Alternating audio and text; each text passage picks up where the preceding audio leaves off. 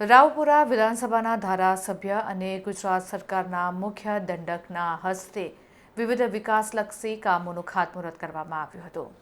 Ward number 15 તથા ward number 16માં કુલ અંદાજિત રકમ 6,30,90,112ના ખર્ચે વિવિધ વિકાસલક્ષી કામોના ખાતમુહૂર્તનો કાર્યક્રમ યોજવામાં આવ્યો હતો. આ કાર્યક્રમમાં ભાજપના અગ્રણીઓ, વિસ્તારના લોકો તથા કાર્યકર્તાઓ મોટી સંખ્યામાં જોડાયા હતા.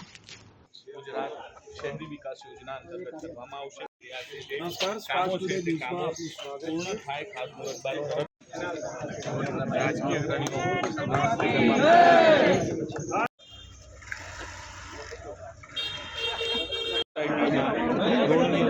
બંને બાજુ કોમન પ્લોટમાં પેલો બ્લોક નાખવાનું કામ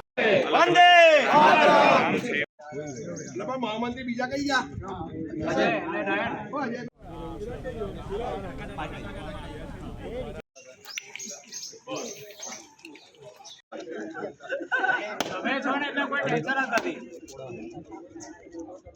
નંબર 15 અને વોર્ડ નંબર 16માં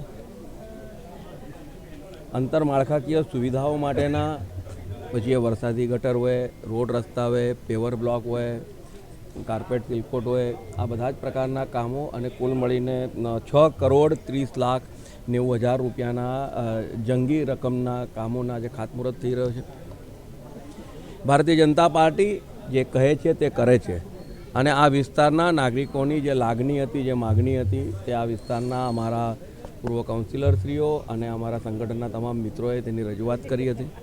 ત્યારબાદ આ બધા જ કામો આવરી લેવામાં આવ્યા છે અને આજ રોજ જ્યારે વોર્ડ નંબર 15માં આપણે જ્યાં ઊભા છે ત્યાં જે કામો લઈ રહ્યા છે તેની સાથે સાથે વોર્ડ નંબર 16માં પણ જે કામો લીધા છે.